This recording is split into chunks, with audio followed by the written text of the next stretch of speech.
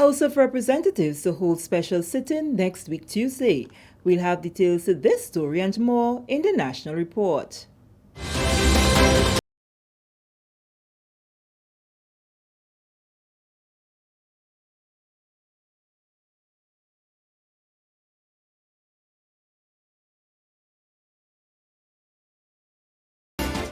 Welcome back. With the details to the news for Friday, October 29th, 2021, I am Sherian Noel. A special sitting of the House of Representatives will be held next week Tuesday to discuss a resolution to approve an extension of the declaration of emergency from November 20th, 2021 to May 27th, 2022. In January of this year, both houses passed a resolution that the declaration of emergency by the Governor General dated January 11th be approved for the period ending July 14th. At a subsequent sitting, both houses approved a further extension to November 20th. Tuesday's special sitting will also discuss the resolution for the purpose of Section 4(3) of the Quarantine Act, Chapter 271. They will also discuss an amendment to the COVID-19 regulations to reflect a change in the price of PCR tests from $405 to $135. That reduction was recently announced by Minister for Tourism and Civil Aviation, Honorable Clarice Modest-Kerwin. The Upper House will approve the same resolution on Thursday, November 4th. Moving along, Grenada's COVID-19 positivity rate remains low as the Ministry of Health continues its testing and vaccination campaign in an effort to manage the spread of the virus. In recent weeks, the Ministry of Health has been recording positive cases in the single digits, following weeks of confirmed cases above 100. As of Thursday, October 28th, the Ministry confirmed 4 new positive cases, which brings the number of active cases to 126. 2 individuals have recovered. The Ministry's testing and vaccination campaign continues this weekend at various locations throughout the island, and health officials continue to warn against complacency to avoid reversing the gains that have so far been made. Permanent Secretary for Human Resource Development in the Ministry of Education, Norman Gilbert, says the ministry will focus on improving its technical and vocational education and training program, TVET, and establishing higher-level education certification. This decision forms part of recommendations made by the participants of a recent community college exchange program in the United States. Grenada, along with representatives from St. Lucia and Suriname, were given an opportunity to witness first-hand community college programs, infrastructure, finance, and building partnerships. PS Norman Gilbert led the delegation from Grenada. He said although Grenada's TVET program cannot be compared to the programs offered in the United States, the design is unique and great for skills development. The Ministry of Education, led by the Minister, has articulated in the past government's vision for TVET and the need for TVET to become a main staple in our education sector. And I think that this experience can only add value to what we are doing here as a ministry in regard to TVET and to lift the profile of TVET education, recognizing that this area is one that is in need of some attention and that the focus on ensuring that our students develop skills that can also accompany the academic achievement is of importance, and that we are doing our very best to ensure that that happens. We have a certain niche within our country that we can focus on and we can develop once we invest in TVET. The Grenada delegation included 7 professionals from the Ministry of Education, T.A. Marischal Community College, Grenada National Training Agency, and New Life Organization, NULO.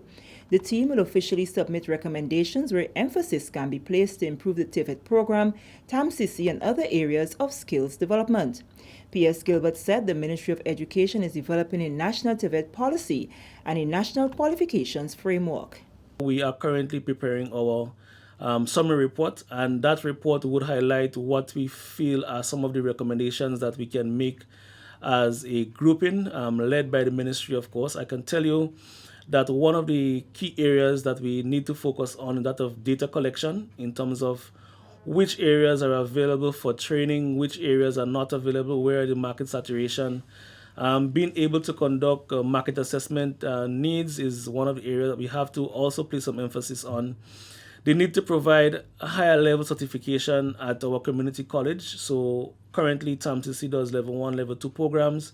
We need to expand that to level 3 programs and above. So when a student comes from NULO or from Telfas with a level 2, they can move on to higher level at the TMRSH Community College.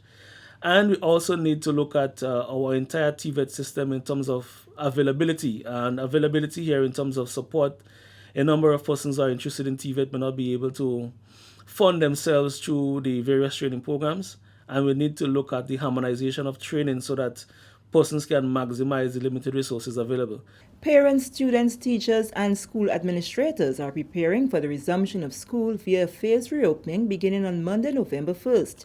Classes for students in exit grades, forms, and Year 2 at TAMCC will be held Wednesdays to Fridays. All students in exit classes should report to face-to-face classes. Mondays and Tuesdays are specifically designated for students who have challenges with online classes. Kindergarten and 3+ preschool students will attend school on Mondays and Tuesdays. Grade 2 also attends on Mondays, while grades 3 to 5 attend on Tuesdays. All students in exit classes, Form 5, Grade 6, and 4+ preschoolers will attend Wednesdays to Fridays. For secondary school students, Mondays are designated for Forms 1 and 2, Tuesdays for 3 and 4, and Wednesday to Fridays for Form 5s. The TMRSH Community College Year 1s will attend school on Mondays and Tuesdays, and Year 2s on Wednesdays to Fridays. For all other school students in exit grades will attend Wednesday to Friday. Disconnected students of other grades will attend school on Mondays and Tuesdays according to school-specific plans. The principals of special needs schools will contact parents to inform them of arrangements for the students. Students who are unable to wear masks and who have underlying medical conditions should remain at home. School attendance officers will follow up with students and parents during this period to ensure compliance. For schools currently undergoing construction, the principal and maintenance officer will determine a schedule for the completion of work. Additionally, the Ministry of Education will continue sanitization procedures currently in place. This is the National Report. The news will continue after the break. Parents, the Ministry of Education has scheduled a series of webinars during the month of October with you in mind, supporting your child with remote learning. These webinars are to help you to better assist your child as remote learning is ongoing for our nation's students. Starting on Sunday, 10th October from 5 p.m. and continuing every Sunday in October, we will be discussing remote learning. Week 1, get to know your device, how to interact with the devices and care for them. Weeks 2 and 3, we discuss remote learning during the COVID-19 pandemic and apps for promoting remote learning. And week 4, Sunday, 31st October, the discussion will zero in on psychosocial well-being, balancing e-learning with the rest of your life. The Zoom-based webinars will be broadcast live on GIS Facebook page and Channel 22, beginning Sunday 10th and continuing every Sunday in the month of October from 5 p.m. Support your child with remote learning. Welcome back. Veterinary and livestock assistance was rendered to farmers and householders of Pearl, St. Andrew, and other surrounding communities as the Ministry of Agriculture seeks to help build awareness of viral and bacterial infections affecting small and large ruminants, particularly at this time of year. We get more in this report from the Ministry of Agriculture. Good husbandry practices, good nutritional practices, treatment and diagnoses were the order of the day at the Veterinary and Livestock Clinic hosted by the Ministry of Agriculture in the community of Pearls, St. Andrew on Wednesday. The clinic forms part of a series of outreach that is aimed at assisting farmers with veterinary and livestock issues that they may be challenged with. Head of the department, Dr. Kimon Cummings, recognizing the importance of the clinic, took out of his vacation time and joined his counterparts, livestock officers and assistants from the Ministry of Agriculture in offering the best service to the farmers and householders. He said the clinic couldn't be more timely as bacterial infections and nutritional issues are most prevalent this time of year. Most farmers are not too well informed about good dietary practices, good husbandry practices. Like the rain that's coming now, animals may have wounds which might be exposed to the mud and the environment and bacteria that could get infected, and the loss could be, they could have quite a bit of losses if they're not too if they're not too careful or they're not too informed as to how they could properly manage those things. So I think this event today here is it's quite timely, I would say. Two of the main treatment rendered at the clinic were rabies vaccination and deworming. Animal Health Officer Yolande Telesford explains the importance of these two treatments. We have mongoose here, and mongoose are the reservoir for the rabies virus. It is a deadly virus, and there is no cure. It is not getting infected was vaccinated. So once the animal is vaccinated, it is protected against rabies. It's also important to protect the animal against rabies because rabies could be transmitted from the animal to human, and there is no cure as well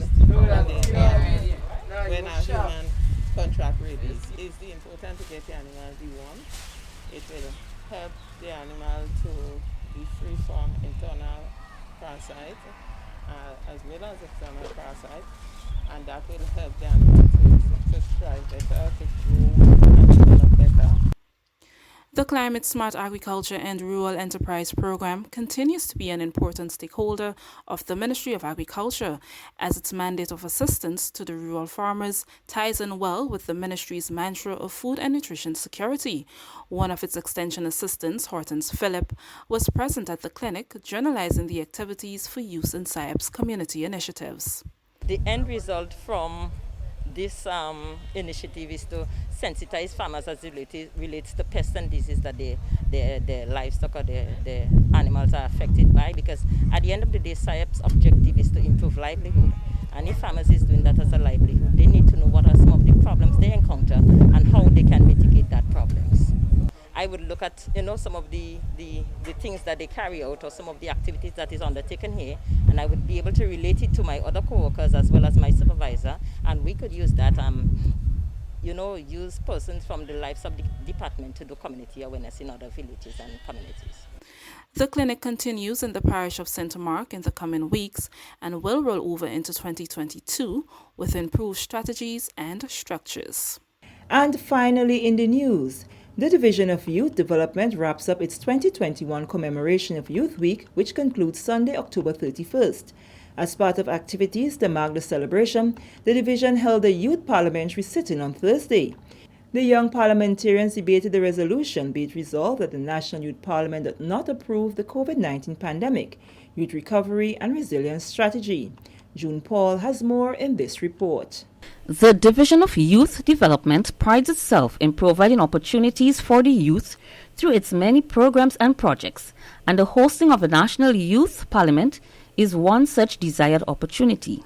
For the first time in years, the division will host parliamentary sittings at the lower and upper houses of Parliament. The National Youth Parliament forms part of the planned activities in commemoration of National Youth Week 2021, celebrated under the theme, Stronger Youth, Stronger Nation. Be it resolved that the National Youth Parliament, though now approves the COVID-19 pandemic youth recovery and resilience strategy. Roshan Lendo, Nikisha Hines, Jamal Belfon and Kello Natu, members of both the government and opposition teams, shared their perspectives on the topic and its relevance as the country battles with the COVID-19 outbreak. My focus for my presentation was on the issue of health, as well as access to tertiary education for students from Carriacou, Petite Martinique. The issue of health is a great one because in the time of this pandemic, it is even more pronounced the importance of health. And I spoke on the issue of compensation for healthcare workers, and especially in comparison with other countries. The strategy put forward by the government, however, in my opinion, I believe should be amended with some of the bright ideas that was presented by the opposition team. It is evident that young persons face a lot of challenges because of the pandemic. So being able to lend a helping hand in helping to assist in recovery and resilience to the youth is very good. And it is one of the most important things that the government can do at this time. COVID-19 has definitely impacted our families significantly. And some of the ideas we shared was in regards to raising salaries for our nurses and our frontline workers, as well as providing counseling support for them as well. Grateful for the opportunity provided, the young parliamentarian spoke of their takeaway experience. My experience here today was quite a great one. Just the very fact of being in the Houses of Parliament was a tremendous experience. This is the place where all the laws of the country are passed and amended, and just seeing the inner workings of this process and being a part of it in a simulated way was a great opportunity. My experience has been a tremendous one.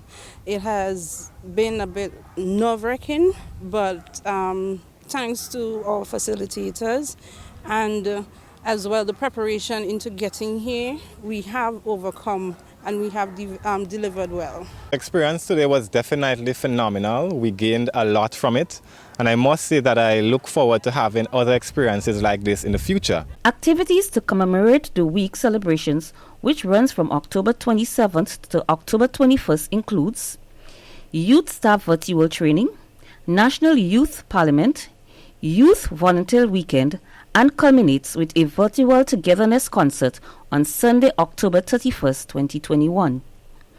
Youth participation through the many programs and projects offered by the Division of Youth Development helps promote the well-being and development of young people, strengthens their commitment to an understanding of human rights and democracy, which allows for them to actively contribute to the decision-making processes. Reporting for the Division of Youth Development, I am June Paul. Now for a recap of the top story. House of Representatives to host special sitting next week, Tuesday. And with this, we come to the end of the National Report for Friday, October 29th, 2021. On behalf of the entire news and production team, I am Sharia Noel, thanking you for viewing.